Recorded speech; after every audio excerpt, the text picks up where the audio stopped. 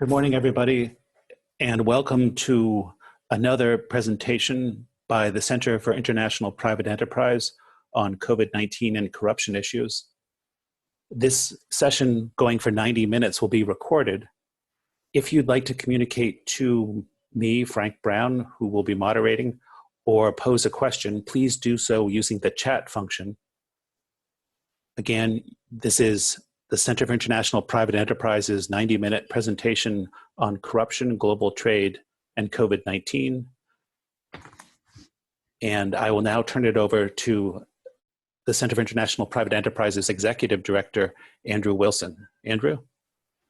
Thank you, Frank. And on behalf of CIPE, I'd like to welcome you to Corruption, Global Trade, and COVID-19, a virtual event featuring two well-respected professors who are experts on illicit trade and also long-term friends of CIPE. This conference is the fourth in a series of public events on COVID-19 and corruption, which is being organized by our Anti-Corruption and Governance Center that Frank heads up. The focus of today's event is on the implications of the ongoing pandemic for illicit trade. Much has been written about the nexus of corruption and illicit wildlife trade that most likely gave rise to the novel coronavirus in the wet market in Wuhan, China. We're fortunate to have as one of today's speakers, Dr. Louise Shelley, who from her perch at George Mason University leads a team of researchers and scholars watching illegal trade flows from Chinese fentanyl to South American wildlife, as well as things like Southeast Asian workers flows. But first though, we'll hear from Dr. Nikos Passas, professor of criminology and criminal justice at Northeastern University, where he's the co-director of the Institute for Security and Public Policy. Here at CIPE, we began working with Nikos on anti-corruption issues in Ukraine back in 2014. Since then, Nikos' generosity with his ideas and time has served CIPE well as we develop new approaches to fighting corruption. Today, Nikos' expertise on illicit trade flows, from cigarettes to counterfeit pharmaceuticals, will help enlighten us on what to expect as governments put the brakes on global trade and embark on what some are calling deglobalization. With that, I'll welcome you once again to today's installment of our COVID-19 and corruption series of events and turn the microphone over to Nikos Passas, joining us from Boston. Nikos, the floor is yours.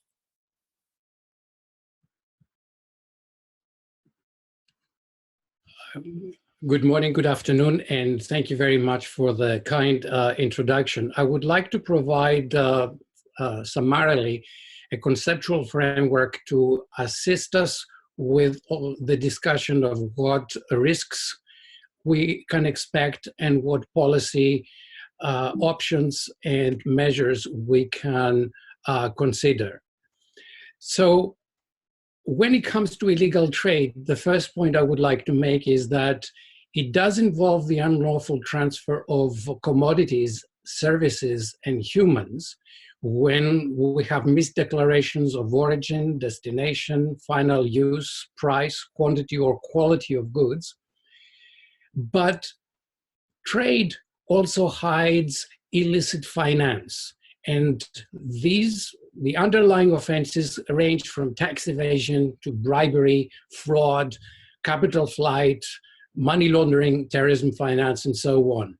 The big challenge that we face with COVID-19 right now is that all risks that relate to public-private relations and public procurement in particular are combined with new ones that are specific to this pandemic. And the risk is one of a perfect storm with an economic downturn, huge debt, and a strain on governments, businesses, and people who will be tempted to take advantage of the illegal opportunities that arise. So what drives corruption and illegal markets are three sets of factors that I would like to briefly outline. One is what I call asymmetries that that produce crime, criminogenic asymmetries, parallels and lessons we learn from past emergency experiences, and deglobalization risks. We live in an asymmetric world, but when it comes to mismatches and inequalities that can be legal, political, economic, technological power or health asymmetries now, they create opportunities for illegal profit. They produce illegal markets. They generate incentives for people and companies to take advantage of these opportunities, and at the same time reduce the ability of authorities to engage in control activities. Now, part of the problem, and which is a hopeful one, as we will see later on, is that these asymmetries, to a large extent, have to do with government actions. There is interference in the market. Sometimes there is a lot of outsourcing and fusion of public and private functions and actors. Lots of money is being produced with discretionary power, lack of oversight and accountability, and often political will is declared but is not actually genuine. So on the one hand, illicit flows are discouraged by governments with prohibitions, regulations, and favoring of formal institutions and processes, while at the same time, in a contradictory way, they fuel the demand with their lack of capacity, corruption, subsidization and sanctions regimes, capital controls, trade restrictions, taxes and regulatory burdens, and inadequate service and trade facilitation. And at the same time, they weaken their own controls with the absence of true desire to fight corruption. They allow the continuation of legal and administrative asymmetries. And let me give you one quick example of a legal asymmetry so you see what I mean by that. Taking an example from the past when there was no federal standard of toxic waste in the United States, and the definition was left to individual states. So in New Jersey, with a lot of chemical industry, there was a very good set of regulations that define what is toxic and how it needs to be disposed of, and it was very expensive. It was 10 times more expensive than simply dumping. The neighboring state of Pennsylvania, however, had no such standards. So what was created there was a market whereby people would pick up what was toxic waste in New Jersey, cross over into Pennsylvania, and dump the toxic waste into waterways, fields, countryside, and so on. This is an example where you can actually engage in what I would consider criminal activity without breaking any laws. And as we had a process of globalization and the different systems and these legally asymmetric systems came to interact, this became a global problem. And at the same time, we have inattention, little oversight, outsourcing, and unilateralism. These are, again, government actions that weaken their own controls. The current crisis is, on the one hand, an opportunity to do something positive, to change, move towards integrity, better infrastructure, and green technologies, but it is the substantial risks that we need to consider and manage them, learning from the past. When we had natural disasters like tsunamis in Indonesia, in Thailand, South Asia, and we saw what kind of problems we had with the responses of governments and other agencies. We had earthquakes in Pakistan where in certain parts of the country, it was militants that were able to dig people out, give them food and shelter, and therefore gain their loyalty subsequently. So governance problems that were created by problem responses of governments or lack of access. In Haiti and in Mexico earthquakes, we had similar problems. Then we have hurricanes and floods. We all know about Katrina, famine and conflict situations from Somalia to other parts of Africa where troops sometimes demanded sex in order to provide pharmaceuticals and water to the ladies who were queuing up for what they desperately needed. Conflict, security challenges, and the reconstruction of Iraq and Afghanistan a whole set of examples on what opportunity and corruption problems that we have seen there.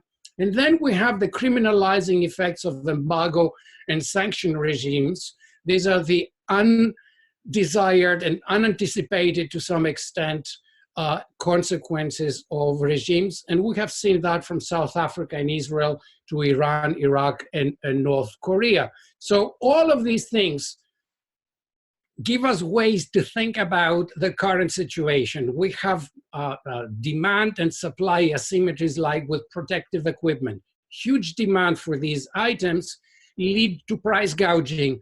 In this example, 18 times the price went up for N95 masks. Even questionable or questioned practices of states intervening in what was described in some areas as a Wild West situation, everyone going after protective equipment and masks, etc.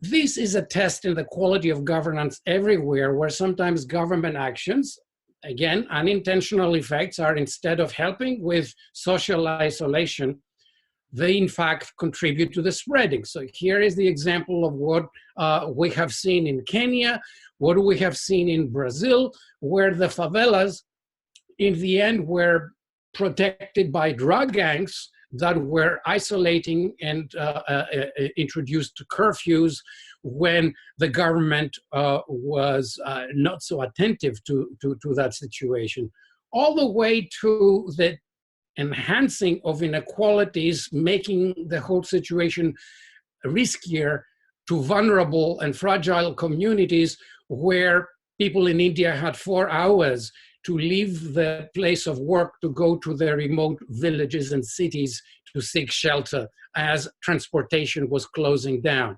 So globalization multiplied asymmetries and made them very criminogenic. We have the past emergencies kind of factors to remind us what lies ahead here. But then we have further weakening of controls because of physical distancing and lockdowns.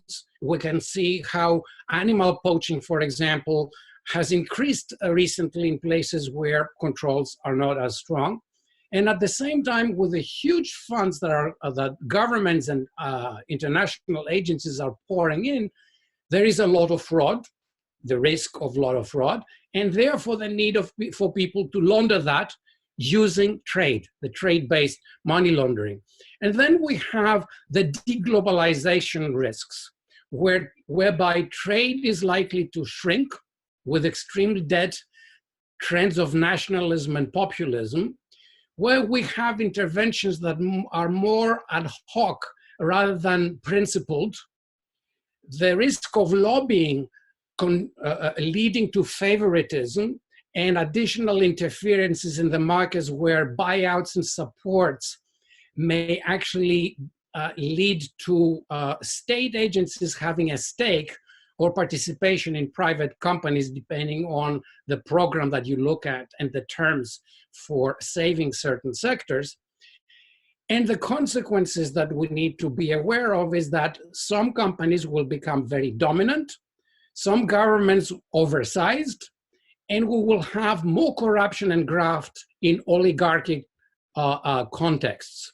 New rules and regulations will increase the cost of compliance, all this leading to lower productivity, harming the economy, and putting stress on indebted companies and households, especially if we have disruptions in the supply chain, food problems, and we have indications in several parts of the world of that already, and therefore social unrest.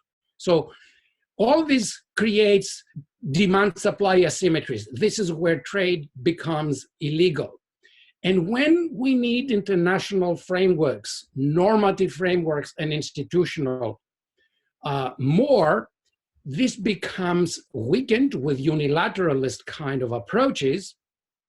And sometimes local benefits override the desire of law enforcement and control agencies to use their limited resources in order to turn a blind eye effectively to illegal trade when local jobs are created or funds from the IMF or somebody else are coming in, and people do not pay so much attention to who is putting money into their pocket.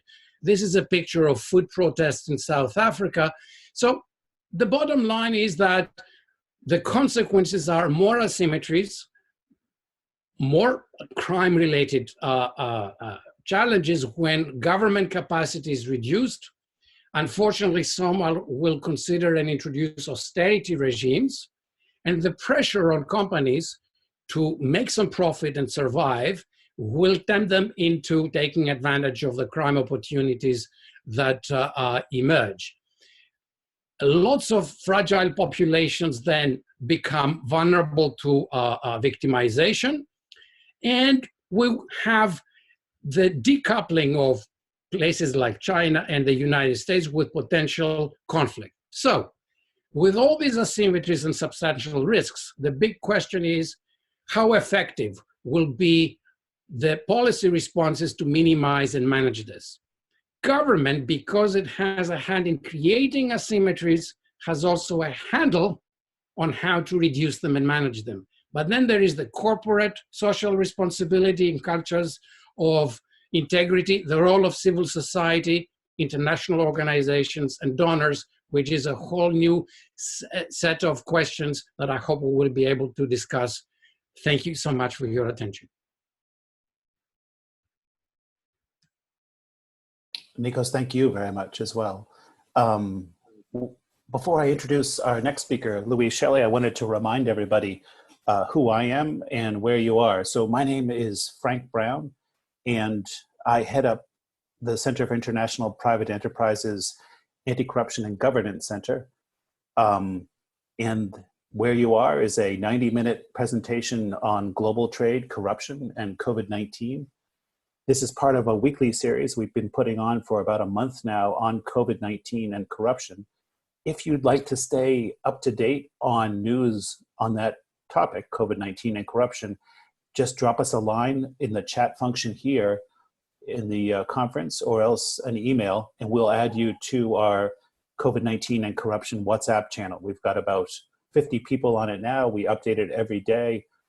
It's a good source for news around the world on what's happening on that topic.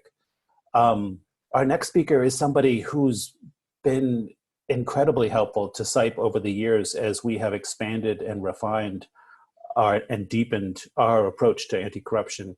Louise Shelley is always available for advice.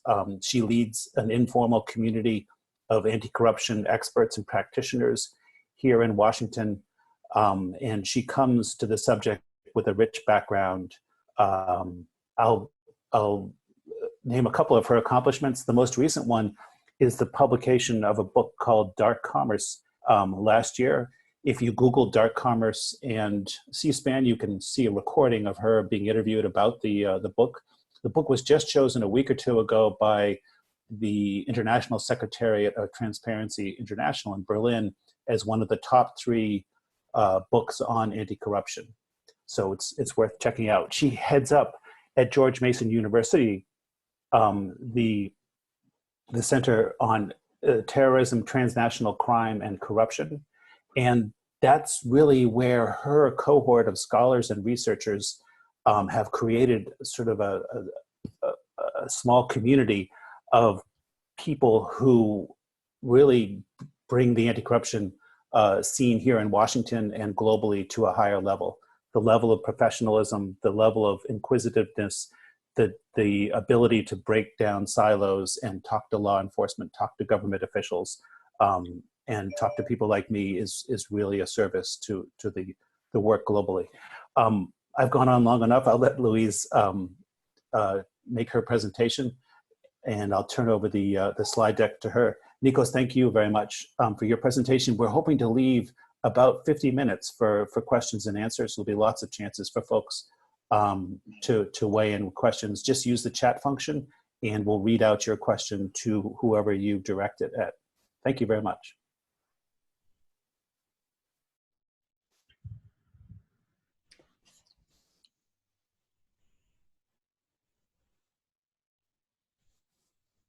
Is the, We can't see the screen. We can't see your slideshow. can you put it up? I think my colleague Ben may be able to. Yeah, Louise, do you see the share screen button, the green button? No? Yes? Okay, if you press that, Okay. then you Oh, may. here. Mhm. There you go. Okay. Well, thank you, and it's a great honor to be with you, and I'm happy to follow up from where Nikos started and be a little more concrete about this phenomenon and how, how it exists, how COVID is affecting illicit trade.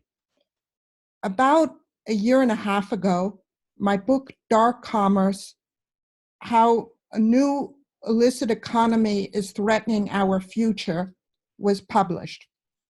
And in it, I discussed the illicit trade in pangolins, as well as the trade in many other wildlife.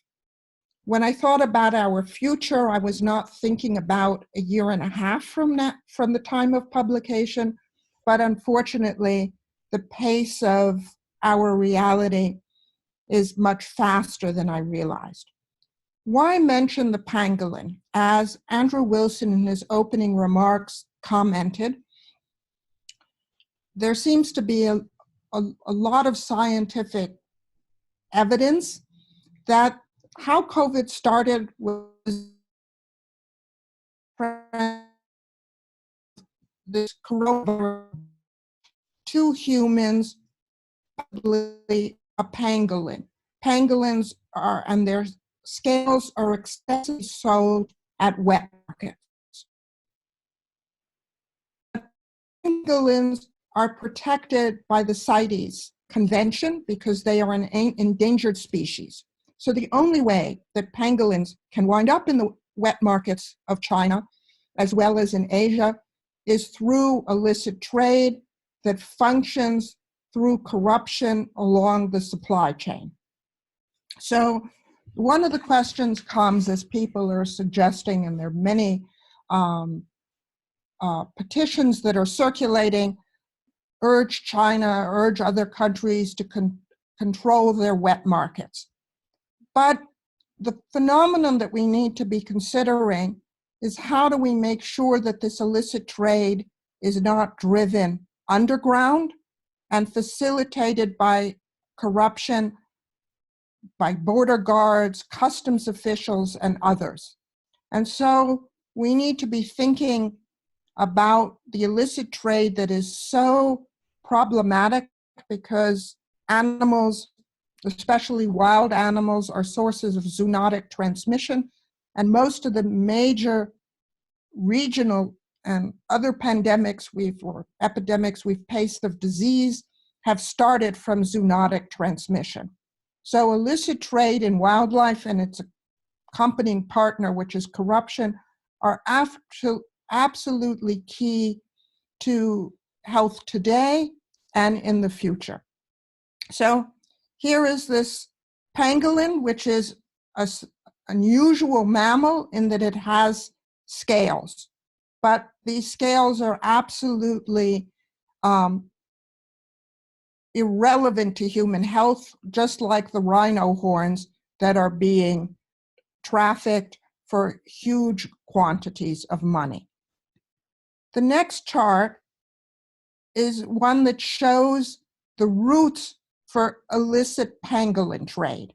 And as you can see from this, it is a global phenomenon, but there's not a single direct route that goes from where the pangolin live and are taken out of their habitat to the markets in Asia where they're sold. So along the way, along these transfer points, we see many types of corruption. And I think it's very important to understand that this corruption, as I'll talk about a little more as I go on, functions at many different levels. It functions at the community level, where individuals who are supposed to be protecting animals are often part of the system of corruption. It happens in the transit hubs, it happens in free trade zones, and it happens as these animal parts cross borders. But unlike what Nikos was talking about, I'm also going to take this corruption into the cyber world, which is very much a part of what we're seeing today with the coronavirus. The corruption is going from the local level up into the cyber world. So at the lowest level, communities in great financial difficulty are taking drastic measures to save themselves, but not think about the future of the communities in which they're based. So an Africa report this week was of people chopping down rare forests and renewing killing of rhinos because they have no money to live on at the moment. These rare trees were turned into charcoal, which is a very low-level use for this commodity.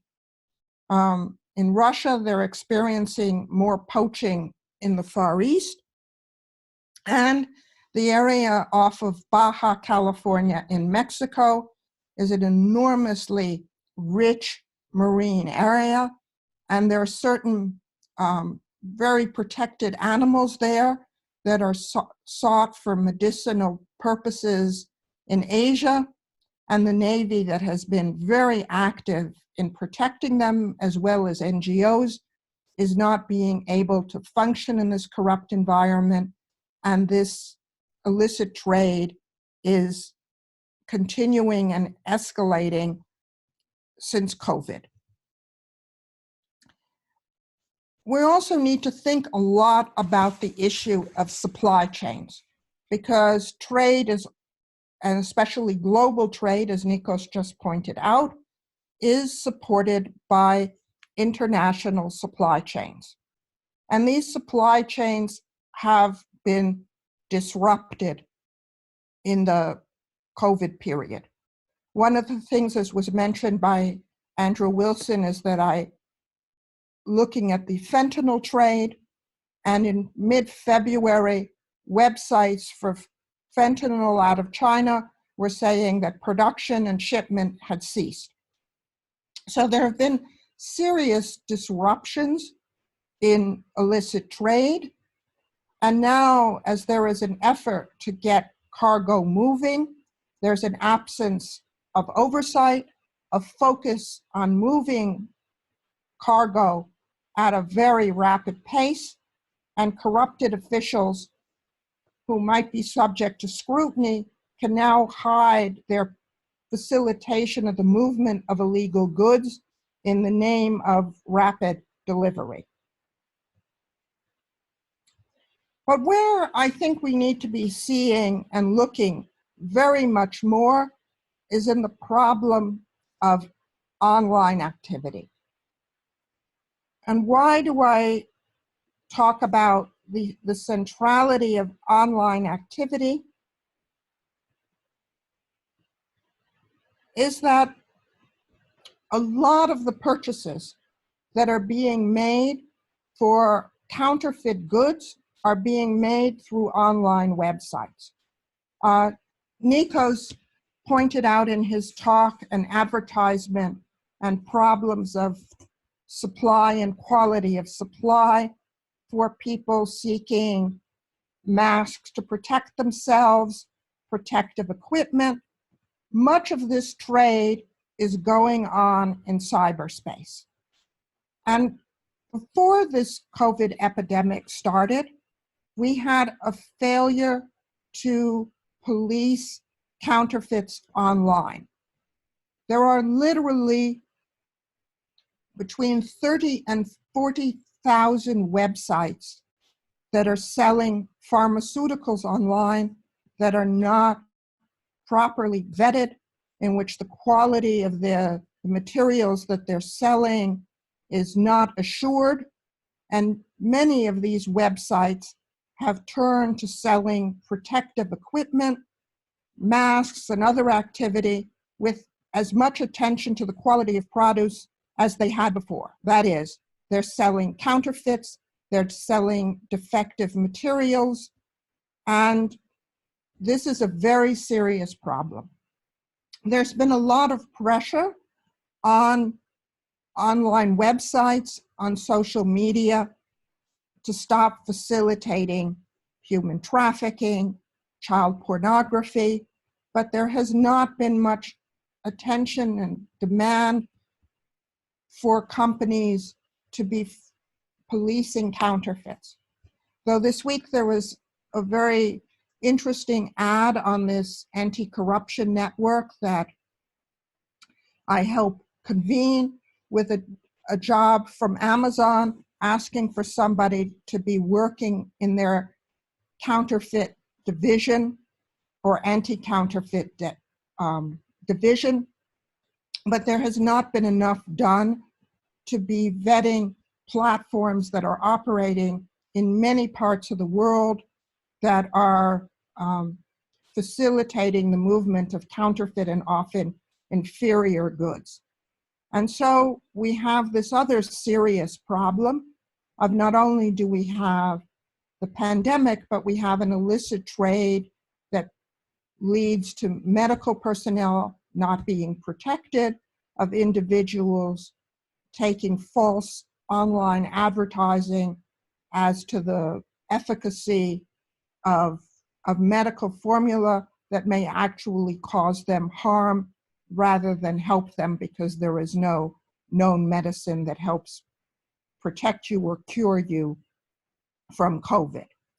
And I think part of this problem that we need to be thinking about and forcing the cyber community and the platforms and the social media is that they need to be much more responsible in the future about vetting their platforms for counterfeits, and this needs to be done not just in the US, but internationally. Because as we've been seeing in the past few months, counterfeiting is not just an intellectual property issue and a violation of the intellectual property of major corporations, but it is an issue of human security. And the illicit trade that is facilitating the diffusion of counterfeit and inferior goods is undermining global health. So what we're seeing, to conclude, is an illicit trade that is being resorted to out of necessity on the local level and is being facilitated on a massive scale by the global connectivity of the international community, both in the online and the social media space. So thank you, and I look forward to your questions. Thank you, Louise, very much. And thanks for staying on time. So we have about an hour left in our event. Again, this is the Center for International Private Enterprises weekly COVID-19 event. This week we're focusing on global trade and corruption in the time of COVID-19.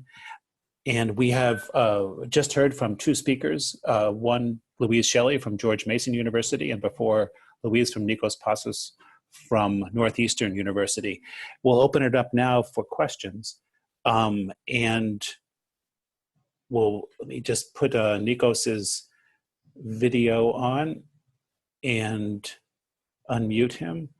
And if you have questions, please type them into the chat function of this software, Ring Central. And I'll make one more plug before we get to questions. For those who would like to learn more about COVID-19 and corruption and sign up for our WhatsApp channel, just put your coordinates in the chat function or send us an email at the Anti-Corruption and Governance Center to acgc@cipe.org. So with that, I'll go to the first question in the chat box. You may also want to check out the chat box for information about Louise's book, Dark Commerce, as well as some other useful tidbits. So our first question comes from Abiola Makinwa, and the question is, regarding the problem of information asymmetry, as well as the lack of capacity and endemic corruption prevalent in prosecuting agencies, I would like the thoughts of the panelists on the effectiveness of the private sector focused on self-reporting and voluntary disclosure regimes, as well as the introduction of common standards such as the ISO 37001 in anti-bribery management. In tackling this asymmetry and providing new pathways in the form that public-private cooperation to governance, especially in a COVID-19 impacted private sector environment. So that was a long question, but I think fairly clear. Panelists, if you'd like me to repeat it, I'm happy to read it again. Otherwise, you both have it. Great. So No, it's okay. Who wants to go first? I'm ready to start. Okay. And one of the conclusions that I had in Dark Commerce of what we need to do to address this global illicit trade is what I call a whole of society perspective.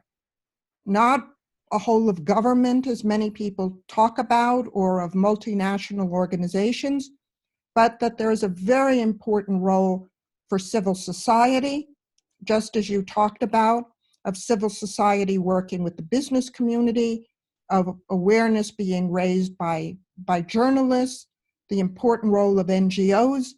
So I think that there need to be very new type of cooperations and structures that need to operate effectively if we're going to be addressing this issue.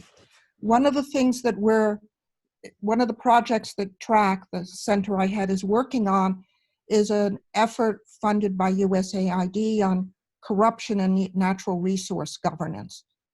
One of the projects connected with that is what are the role of whistleblowers of looking at this? What are the role of community groups in protecting against poaching, of anti-poaching units that are drawn from the community and help work with it?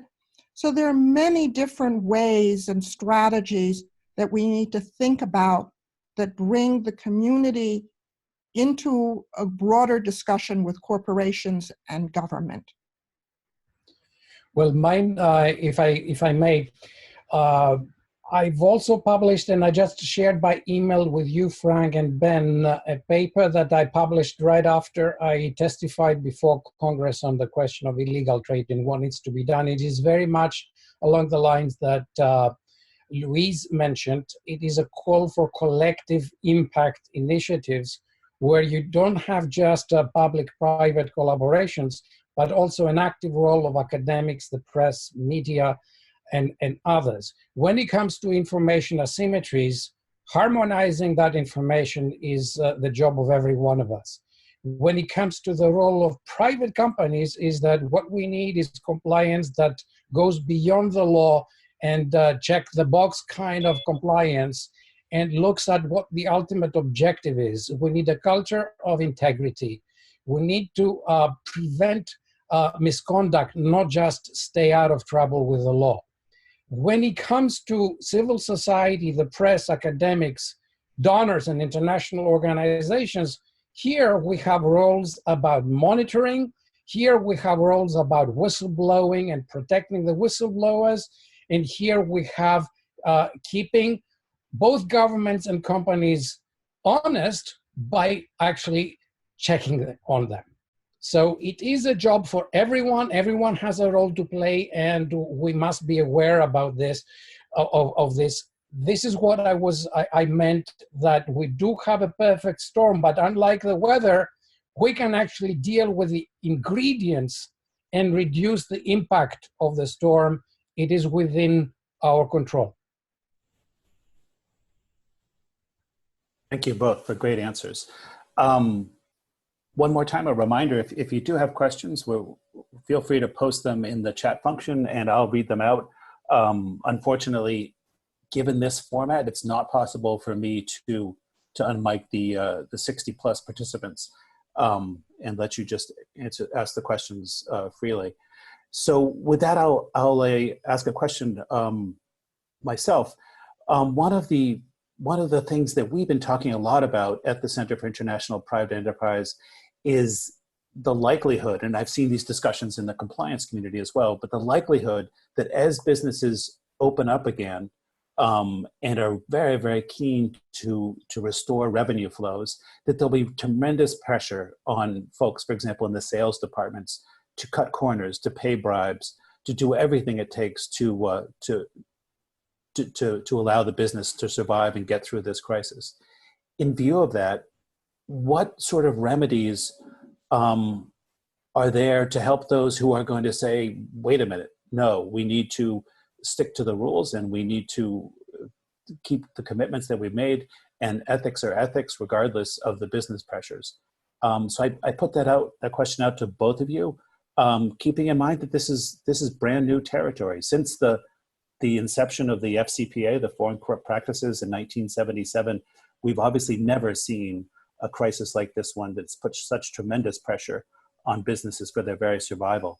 So I'd love to hear your thoughts on what this might look like, the pressure to cut corners and how to push back on that and keep the pace. Louise, you want to go first? I'm fine. All right. I said one of the concerns that I have is that even before we talk about people going back to business, is that in many societies, there has, including our own, there is not enough financing for small businesses, even mid-sized businesses. And so many of these mid-sized businesses and small businesses, a classic example is what is going on in Italy, is turning to criminal organizations for financing. And so they are already, making a pact with the devil, in that they cannot be running a clean business after that moment.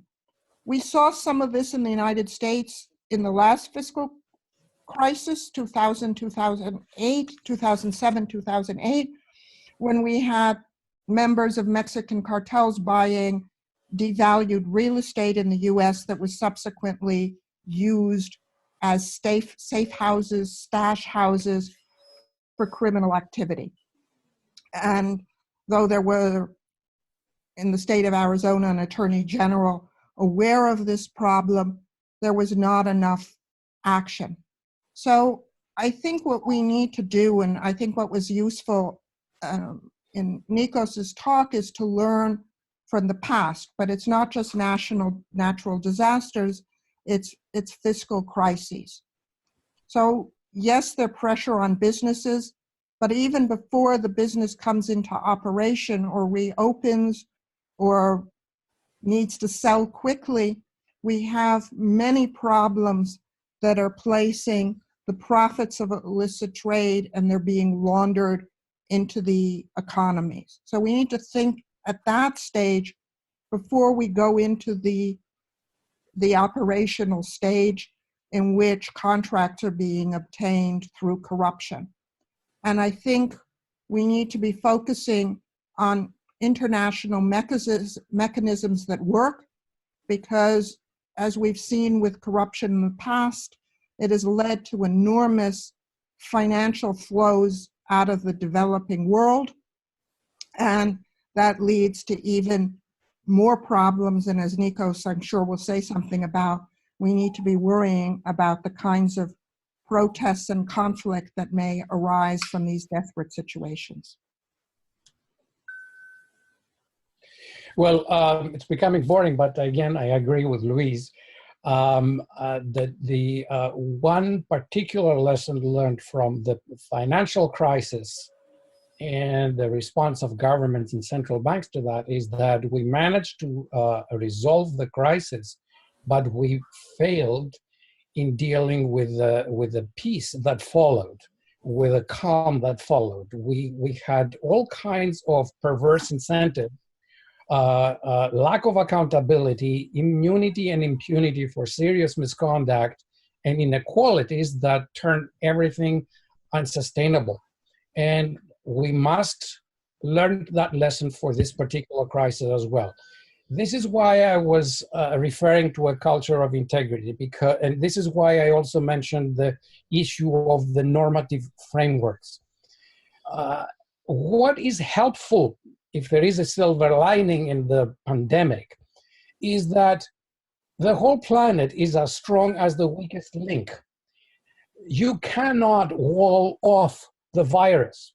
If it spreads in one part of the world, even the most underprivileged and poor, it will be a threat everywhere at the same time, with some delay perhaps. So against unilateralist and nationalist tendencies, or my survival against yours, zero-sum games kind of calculations, we must start thinking in this collective mode that what is the common interest to a large extent coincides with a company and individual or community interest where we live and operate. So the question is not, do I survive only? The question is not whether I am going to get in trouble with the authorities if I do this or can get away with it, but what is the right thing to do? So the culture of integrity is not just for the companies, it's also for the governments.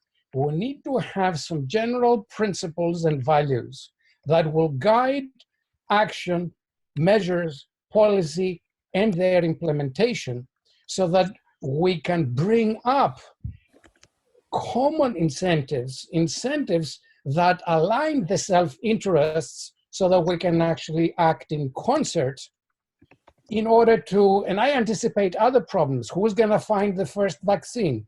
Who is going to distribute, who's going to procure the ingredients for it? How many of these are going to be available? Who is going to get them first? These are all kinds of things that if someone controls one drug or one vaccine and says, you know, my country is going to get it first, and then we will see how we're going to take care of the rest of you, then the question is, how are you going to get the ingredients in order to make it? How are you going to scale up your production? So despite deglobalization that is inevitable and is coming, there are still interdependencies that we can leverage in order to engage in much more concerted and principled ways. Thank you, Nikos. Thanks very much.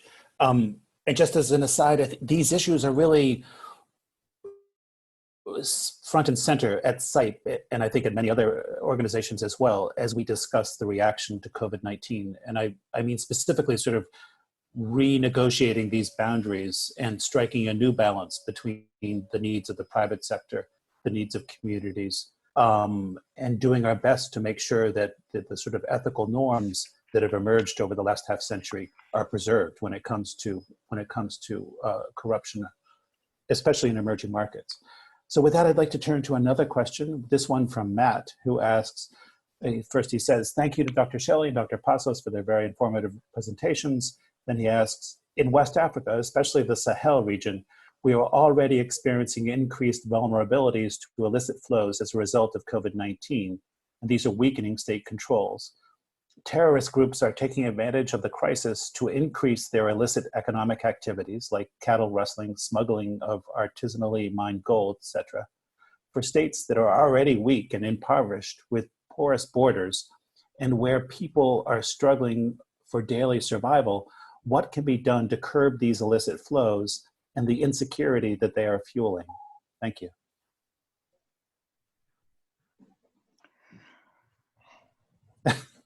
Nikos, do you want to start, since I've been starting each time? I have much to say on this. Right.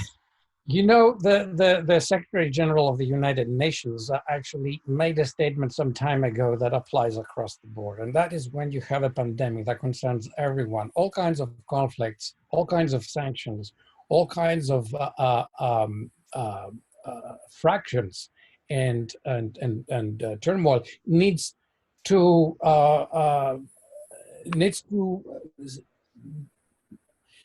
stop. We need to pause there. Now,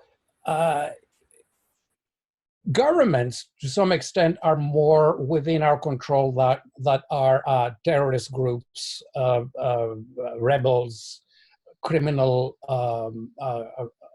enterprises, and so on. Nevertheless, we have a handle on the incentives. We have a handle on what causes the grievances. People do appreciate leadership. So this is a test in the quality of leadership that we have. This is a test of governance in the sense that what leaders do in practice in order to protect the best interests of their communities and societies. It is their health, it is their safety, it is their security, it is their survival, feeding, and so on. People respond to these things, and you can have a pause on some of the causes, the factors that contribute to conflict. We're never going to have a perfect world, especially in the middle of a pandemic, and you are going to have these activities by the groups. They always have territories which they control, and they will be active and opportunistic, taking advantage of whatever opportunities they have. Let our quality of governance and leadership not give them a leg up in gaining legitimacy and following and sympathies, and let us, in this collective mode that Louise and I are talking about, ensure that we monitor, that we point to the authority, we report to the authorities, we collaborate with the authorities in order to isolate them and act against them. Some groups, in fact, rely on communities for their survival. If the communities switch loyalties elsewhere, we're gonna be scoring a victory in that respect as well. The problem that you've raised about West Africa is certainly a hot spot of this problem. One of the things we do at our TRACCCC Center is help compile we do compile the database for the annual statistical annex of the State Department on terrorism. And we are seeing what significant problems are going on in West Africa. One of the things that's very interesting and unfortunate is that, as I've wrote before, dark commerce was something called dirty entanglements, corruption, crime, and terrorism, in which I came to the conclusion that illicit trade was very much at the core of the funding of terrorist and insurgent activity.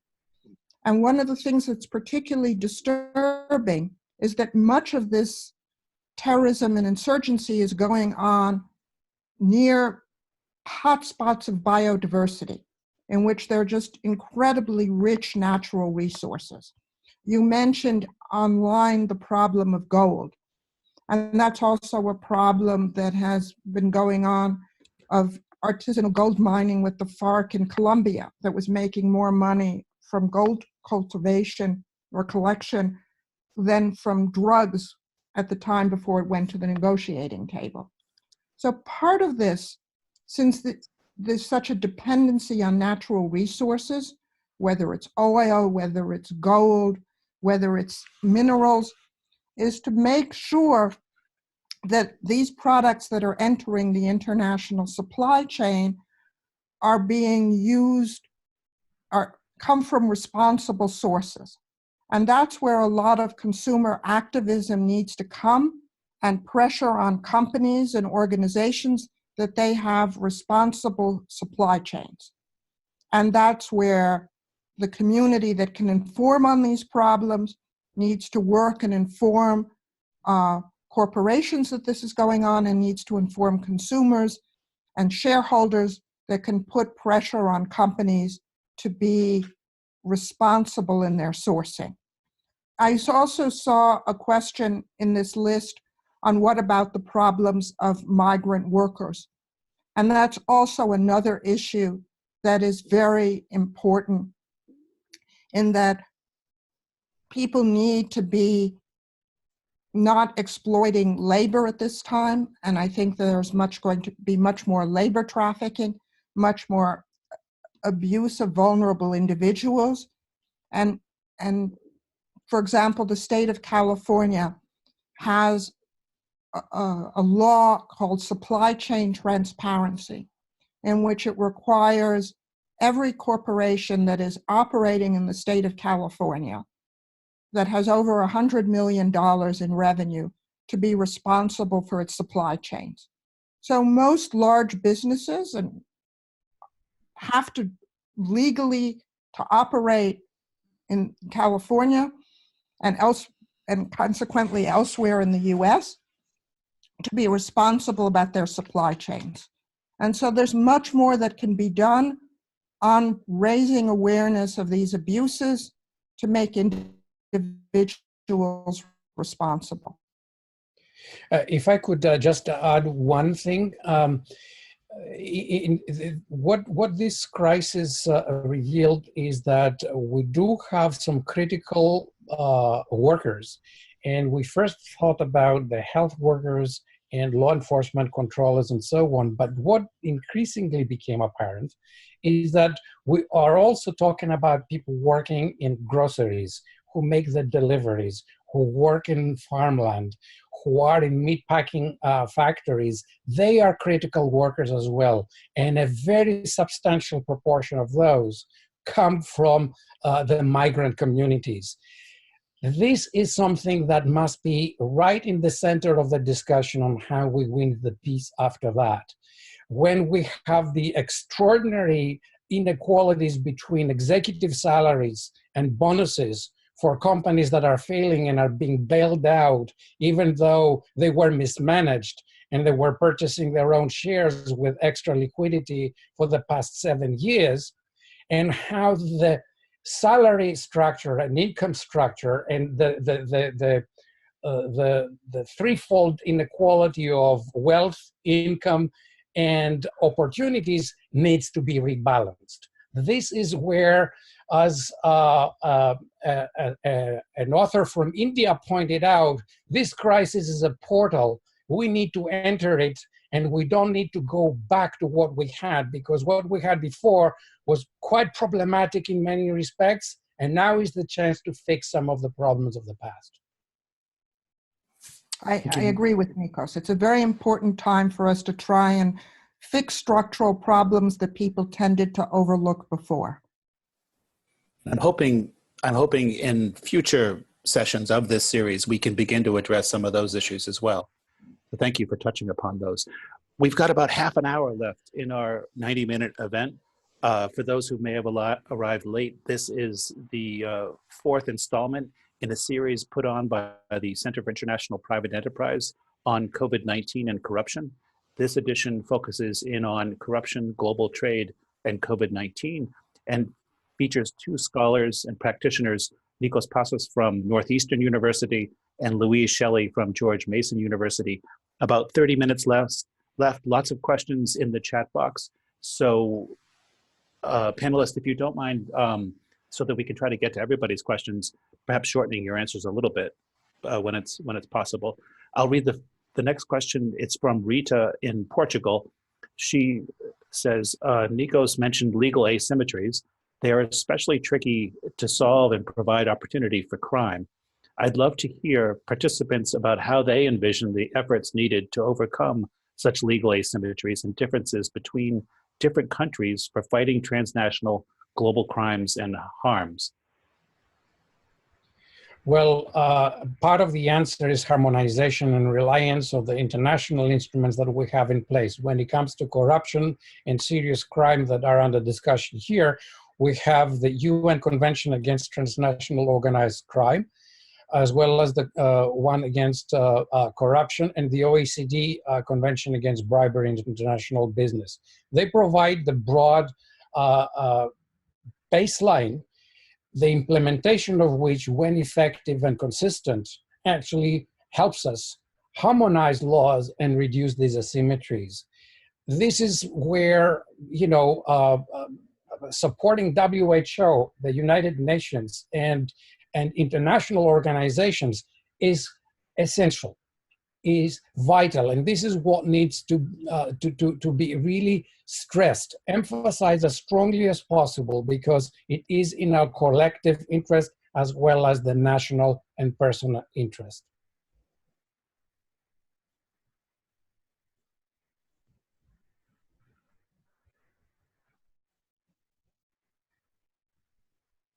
Louise, do you want to take? Okay.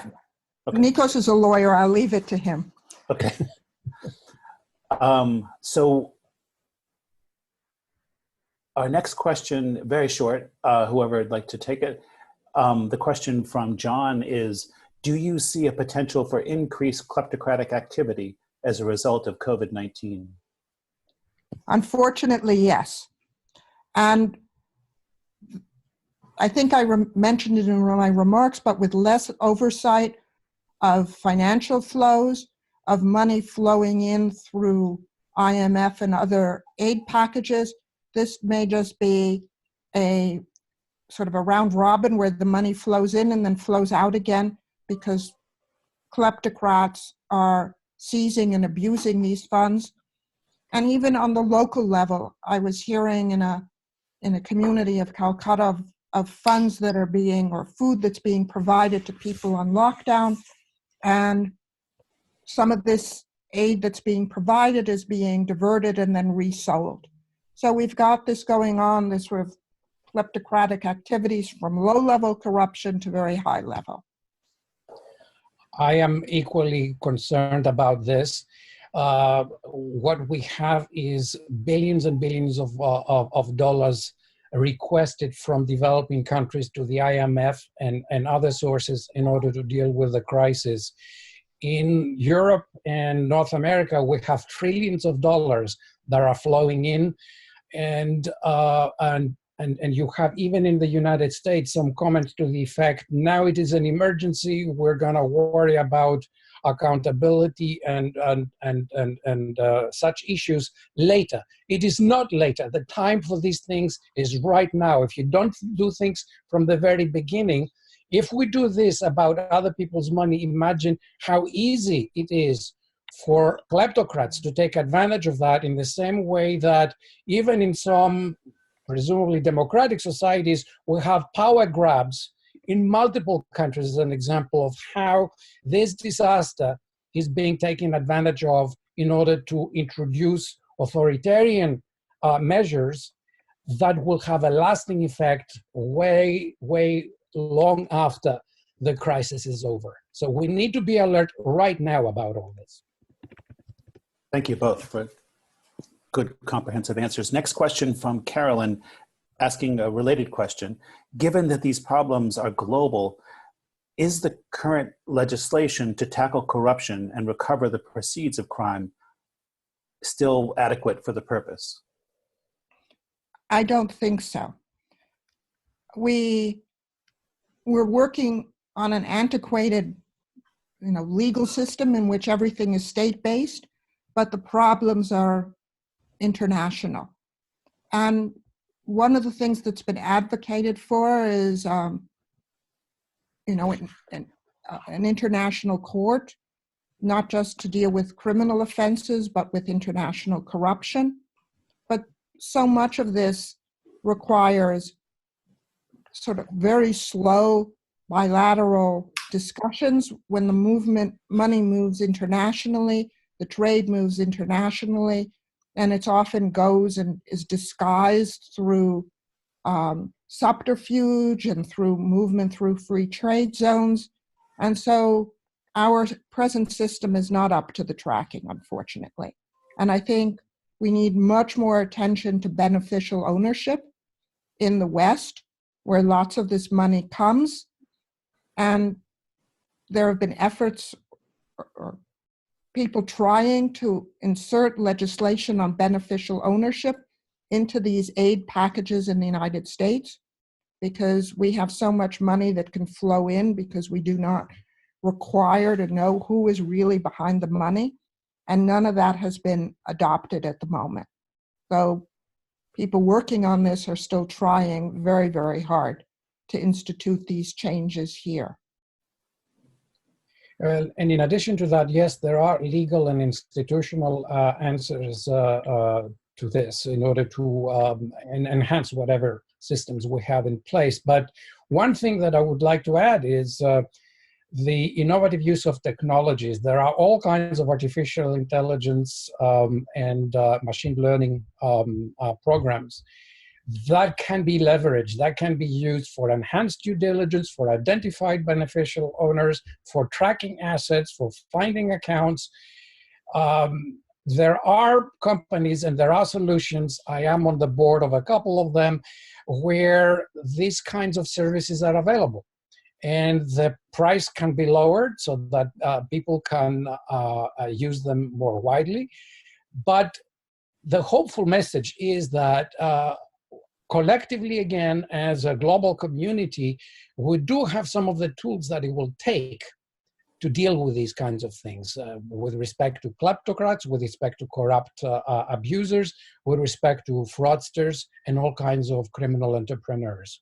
There are ways of tracking them down. There are ways of getting ahead of them. Thank you, Nikos. Yeah, that's something that that certainly we've been watching very carefully here in Washington, the gap between the capacity to discover such information and the process of due diligence, for example, and the legislation that covers that.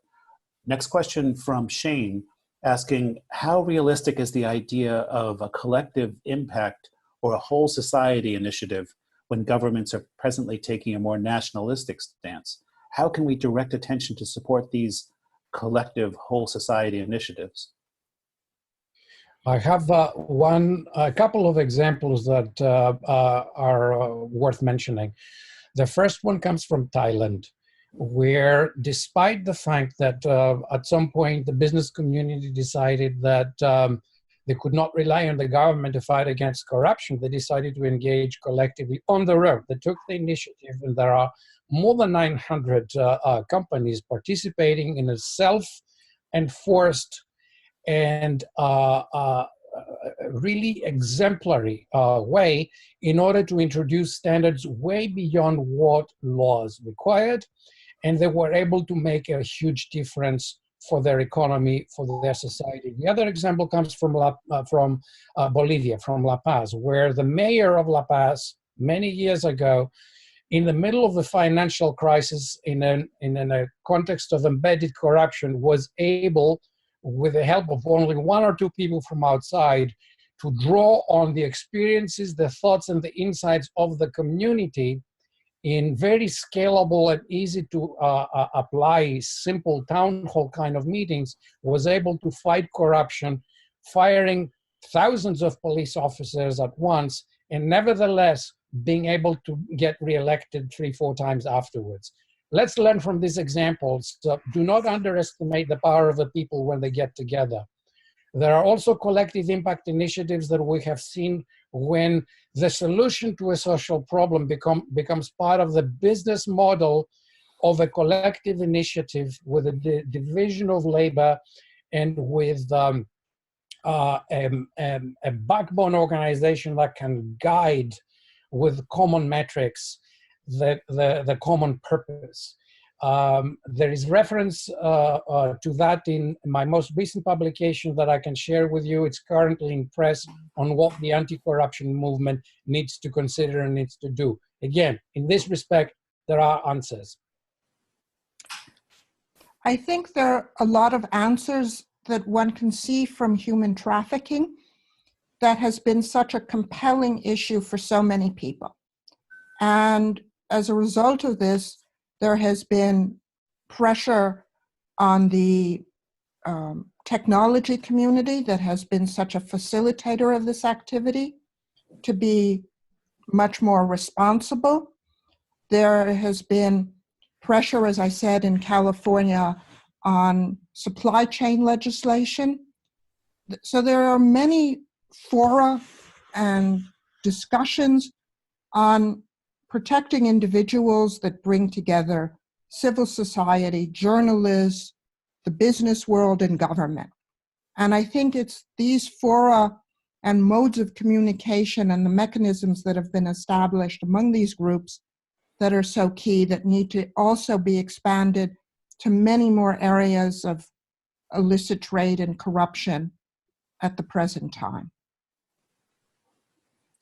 Thanks, Louise. And Nikos, as you spoke, it brought to mind one of CIPE's flagship programs in Thailand, which you were referring to, which is an extraordinary example of collective action by businesses agreeing to a standard, anti-corruption standard, adhering to it, and subjecting themselves to scrutiny as to whether they'll be certified or not, if they're meeting the level, which is quite remarkable. It's the product of years, almost a decade, over a decade of work by John Morell, the head of our Asia section, who's created, I think, in the world, one of the leading examples of anti-corruption collective action in the private sector.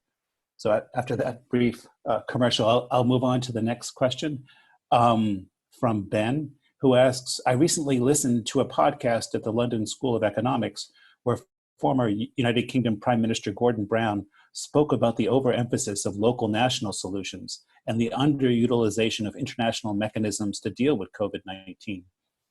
Since global trade may only be dealt effectively with at the international level, what channels or organizations, the UN, G20, OECD, do you believe would be best suited to dealing with the issues raised in this session? Well, there are several that come to mind. One is the World Customs Organization. The OECD takes a very active role in countering illicit trade, and it has very good connections both with governments and private sector, but very importantly with outreach to civil society organizations as well.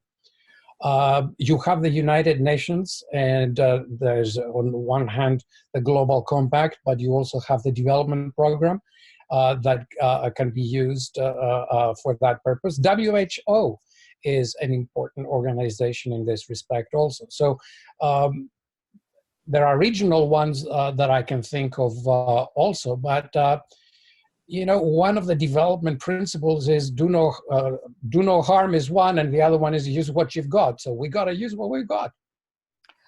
I think when we think about international organizations, they're not only multilateral ones, such as you referred to in the UN or the G20 or OECD, but they're international communities of business organizations. And I've certainly been invited to listen to many podcasts, webinars of what they're doing, but also there's a very active part of sort of the compliance and risk community that deals with payments. And they are very much concerned with false advertising on websites, products that are harmful, and very active in trying to cut off the payments that allow for this illicit activity to go on. So I think we need to be thinking not only of sort of public multinationals, but also part of what the broader international business community is doing together. I put a note into a new organization, it's about 2.5 years old, called TraCCC, which is very concerned with the problems of counterfeiting, that is working with the international business community and regional business organizations.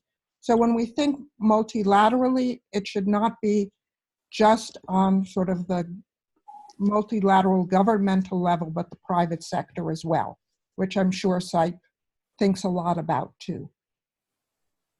We do, and I think you'll be seeing future sessions in this series devoted to that issue, and we'll be featuring somebody from the World Health Organization in the next couple of weeks. Yeah. Well, one other thing to mention is that the Transported Assets Protection Association, which is a trade group from all kinds of industries, has a webinar on the 12th of May. Next week, it's a free webinar, and we are discussing their methods of illicit trade and ways of dealing with it, not only from the private sector side, but with the initiative of the private sector. So you're all welcome to join there too. Well, if you could send a link to that, Nikos, that'd be great. I will. So next question coming from somebody named Aspa, touching on something that you both have talked about already a little bit. So she asks, to my dear colleague Nikos and Dr. Shelley, the economic inequalities between what we call developed and developing worlds are beyond grasping. It might sound as oversimplifying the problem, but much of the illegal trade is for survival. Lack of education, lack of understanding of global interdependence intensifies the problem. Often Western interference, especially in Africa, given the history of colonization, is challenging. Any thoughts on how to secure these international collaborations in mutual trust? I think the point that you brought up is a very important one.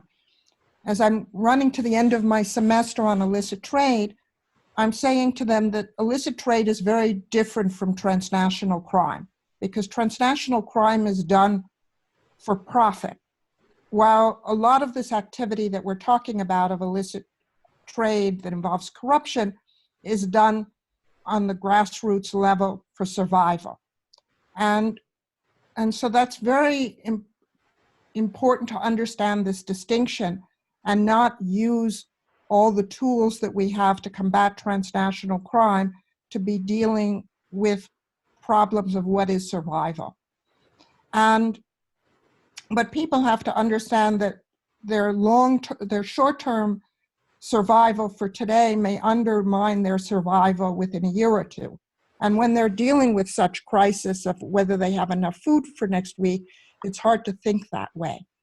But I think it's very, very important for people to be made much more aware on the community level of how these phenomena and environmental degradation is key to not only their future survival, but their family survival. And part of the problem of colonization, or the consequences of long-term colonization, is that people no longer feel control over their own resources, and they feel they don't have that sense that they are theirs to control. And I think this is very, very important, and there's many international environmental organizations are doing in this area, and maybe that should be given some more attention, because many of them are thinking in a much broader way these days. Thank you, Louise. So we've got about 13 minutes left. Nikos, did you want to? I'm sorry. I'm all for a strategic way of enforcing laws when it comes to someone's survival. In my TED Talk on corruption, I mentioned that you can't fight corruption on an empty stomach. So you have to be strategic on what you prioritize and what you enforce first. However, part of this exercise is to see whether someone's survival is simply allowing someone cross the border as opposed to, for a packet of cigarettes or whatever, as opposed to marketing fake pharmaceuticals that kill people, or hoarding pharmaceuticals that make people who need it for malaria or something else die of it. So we need to prioritize what are things that imperil others, put others at risk, and these need to be prioritized. The question of trust, and something that we need to do, and that is something for all of us to emphasize, is also much more reliance on facts and science, because this attack on science that we see in many quarters these days undermines the credibility of authorities, and therefore the chances of any collective initiative to gain traction. Thank you. So we've got about 11 minutes left, lots of questions. So perhaps we'll go into sort of a lightning round where, you know, a few sentences to answer each question. If you feel want to pass on a question, that's fine too. And if we have time at the very end, you could make closing statements. This next question from Kwese, who asks, how will the transatlantic illicit drug trade, particularly with transit hubs such as West Africa, play out in COVID-19 storm and post-COVID times? What could this mean for corruption, inequality, and security of these countries? I think you're looking at a very severe problem. The only question that comes is that the drugs that are going through West Africa are transiting to Europe. And as the European economy contracts, there may be less demand for drugs as people have less disposable income. And so there are certain variables we're not sure of at the moment. We're certainly seeing some decline of drugs in the US at the moment, though there are some indications that people are switching to cheaper drugs. And therefore, some of what is transiting West Africa, like cocaine, tends to be a more expensive drug and may be in less demand. There may be more attention to synthetics that can be more cheaply produced closer to the markets. I think the general anti-corruption fight needs to be strengthened in West Africa with respect to trade and with respect to the drivers that boost the economy. This is something that is holding back those countries that are so rich in agricultural land, in minerals, in everything.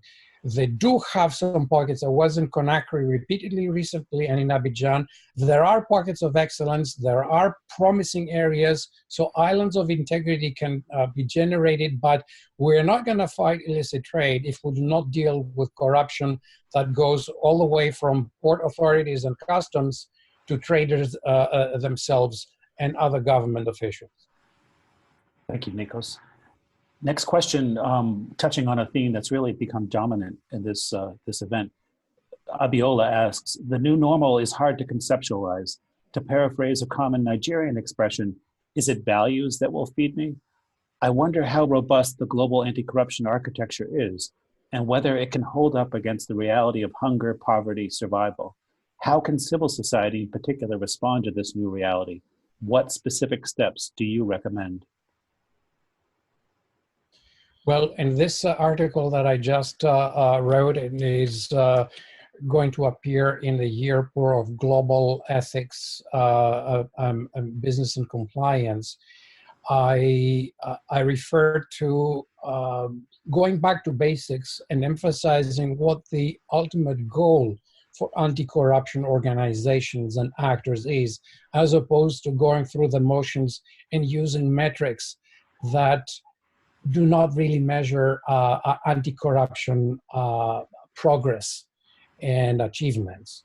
So we need to, in fact, rethink. It is a mental switch that we need to do and abandon things like how many people have signed this convention, how many people downloaded this paper, how many people participated in this seminar, how many people, how many countries they came from, and start finding out what difference does this all make.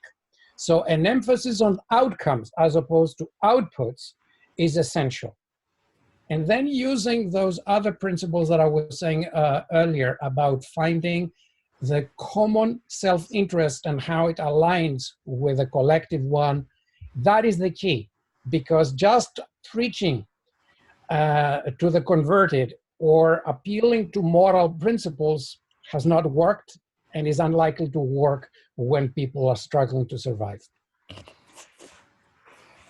In our recent research on what works in anti-corruption, protecting natural resources, we unfortunately could not find many documented examples of what has worked and been sustained over time.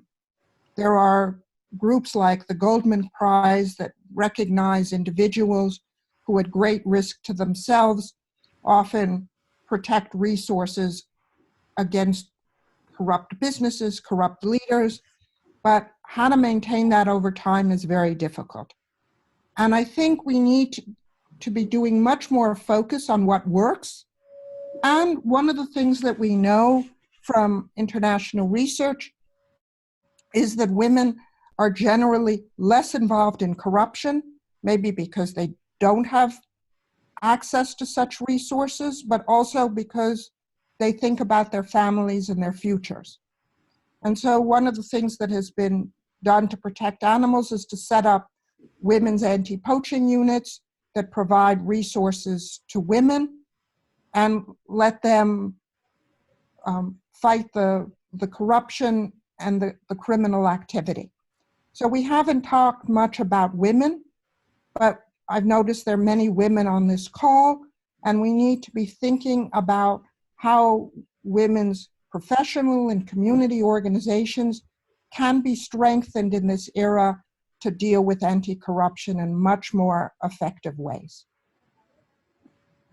Thanks, Louise. And that's a wonderful prompt for me to reach out to my colleagues at CIPE's Women's Empowerment Center to see what we can do in that regard. I think that's a really good point. So coming down the home stretch, 5 minutes left, a bunch of questions still here. If you could maybe go to say 30 seconds for your responses. The next question from Arnie asking, do you know of any current initiatives that attempt to systematically monitor prices on the most frequently purchased COVID-related health equipment, like masks, or to create an established list of official as well as shady suppliers? Maybe such global research and overview could be helpful to detect corruption along supply chains and equip anti-corruption people with a great tool. As I wrote online, TraCCC has been involved in raising awareness, and there are also groups like Legit Script that monitors websites and makes them available to the business community, also to approved individuals to help monitor this, to make sure that people are not using and buying from these disreputable dealers. Well, I'm on the advisory board of TraCCC, and I agree that this is an organization that is well suited to play this role. I don't know if they have been able to scale and do this on a global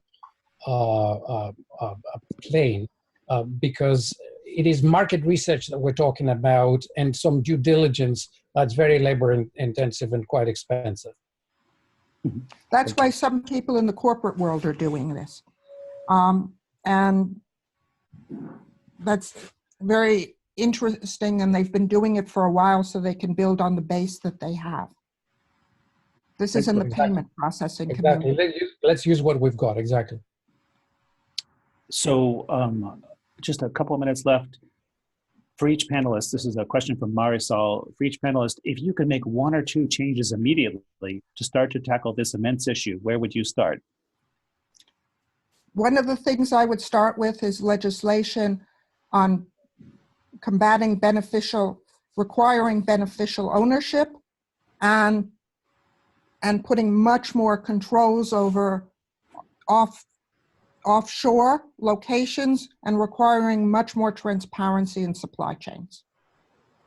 The one thing I would do is to gather the data that exist in different hands, different branches of government, private sector, international organizations, port authorities, and so on, and use the software that used to be employed in trade transparency units in the US and Latin America to do better analysis of trade flows and identify irregularities.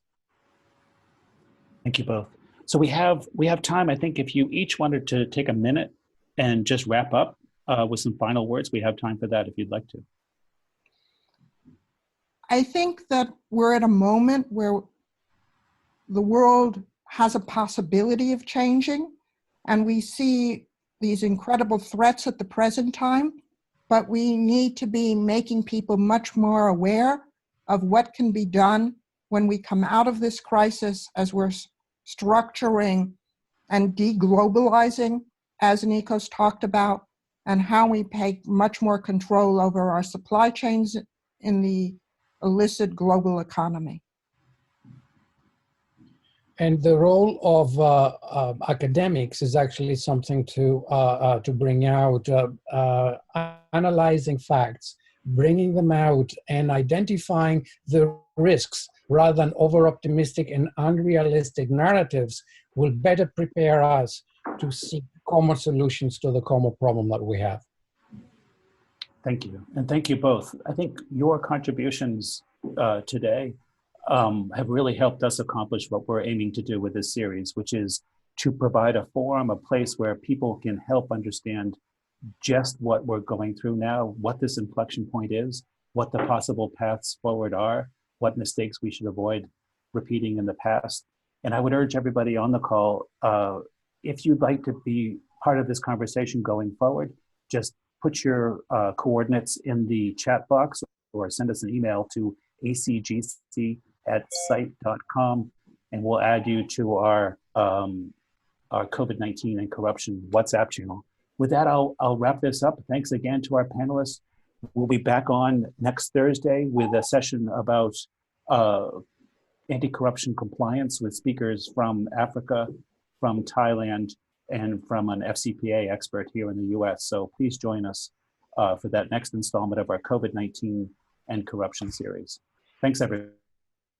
Thank you. Take care, everyone.